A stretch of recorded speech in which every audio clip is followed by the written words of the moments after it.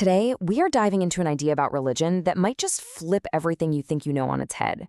Because what if, for so many of us, the way we've been taught to approach faith is, well, fundamentally backward? So let me just ask you this, right out of the gate. What if you've been using religion all wrong? What if its real purpose has been completely misunderstood? This isn't just some philosophical game. This question gets right to the very heart of what it means to live a spiritual life. And here it is. This is the core idea that changes everything. The moment you stop seeing religion as the final destination and start seeing it as the vehicle, as a tool to get you somewhere, your entire relationship with it just transforms. Because when you pursue religion for its own sake, that's the path to fanaticism. All right, let's break this down. It all starts with this massive shift in perspective, seeing religion as a tool.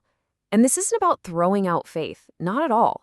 It's about understanding what it's actually for, moving past just going through the motions to something way, way deeper.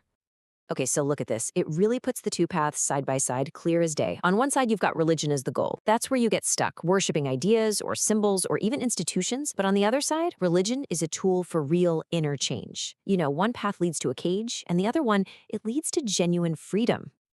So here's the thing. A lot of the stuff we normally associate with religion, the rituals, praying to get what we want, even the statues in a temple, they aren't the point. They're supposed to be signposts. It's kind of like a finger pointing at the moon. The trap is getting so obsessed with the finger that you never actually bother to look up at the moon itself. And to really see this idea in action, let's look at a pretty big historical example. The thing is, the Buddha probably never intended to create Buddhism as we know it today. His contribution was something way more practical and, honestly, revolutionary. He didn't create a religion, he discovered a method. And this is at the absolute heart of his discovery. The Buddha wasn't some god to be prayed to. He was a guide. He was just a human being who figured out a systematic, repeatable process for taking the total confusion of the human mind and transforming it into clarity and wisdom. And the best part? It's a process that's available to anyone who's willing to give it a shot. And this is so, so important. The method was never about memorizing a bunch of texts or just believing in doctrines because someone told you to. No, it was all about direct experience. The whole goal was for each person to see the truth for themselves, to actually walk the path and have their own awakening, not just read about somebody else's. So where does this path actually lead? Well, the kind of wisdom it grows is totally different from our normal everyday understanding.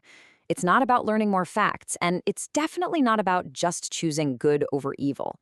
It's a completely different way of seeing reality itself. You know how our minds are just wired to do this? To slap labels on everything. Hot, cold, up, down, good, bad. It's a mental shortcut that helps us get by. But what if that shortcut is also a cage? This deeper truth, it doesn't pick sides. It just illuminates the whole picture, shadows and all. I mean, listen to that. True wisdom isn't about using light to destroy darkness. It's a state of awareness so big that it can hold both light and darkness at the very same time, seeing them both clearly, without any conflict. It's a kind of power that doesn't need to reject any part of reality to exist. And here's a fantastic way to think about it. The sun, right? It's incredibly powerful. It's the brightest light we know. But even its light can't reach the very bottom of the ocean. In the same way, our normal, everyday knowledge has limits. There are depths to reality and to ourselves that it just can't touch. The wisdom we're talking about, that's what can light up those depths. Okay, so if religion is a tool, and the whole point is this profound wisdom, how do we actually use it correctly? This is where we get practical. It's about learning to spot the actions that move us forward versus all those common distractions that just get us stuck. And these are the big ones, the most common pitfalls. Performing rituals without any idea why you're doing them, using prayer like it's some kind of cosmic vending machine to get what you want, memorizing sacred texts until you can recite them in your sleep, but having no clue what they actually mean. These things aren't necessarily bad, but they become traps the second we forget they're just signposts. So what's the alternative to all that complexity? It's almost shockingly simple. The true path is direct experience. That's it. It's about turning your attention inward and investigating the nature of your own mind and your own reality for yourself. No more taking someone else's word for it. So what's the payoff here? What's the actual, tangible result of using religion as a tool for self-discovery? Well, it isn't about earning a spot in some afterlife. It's about completely transforming your experience of this life, right here, right now. And that's why this matters to every single one of us, no matter what our beliefs are. And the results are real things you can actually feel. A mind that's stable and calm, even when things get chaotic. A heart that's free from that constant push and pull of wanting this and hating that. It's the ability to live with this deep sense of peace no matter what's happening around you. And this is the ultimate payoff. A life of self-reflection leads to a life without regret. Not because you suddenly become perfect, but because you live with so much awareness that you fully understand your actions and where they come from. You're not just being driven by unconscious habits anymore, so there's nothing to look back on with that awful sting of remorse. And so we end by turning this whole question back to you.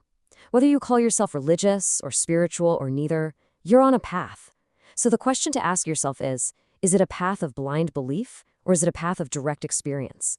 Is it a tool for your own freedom or has it somehow become the goal itself? The answer changes everything.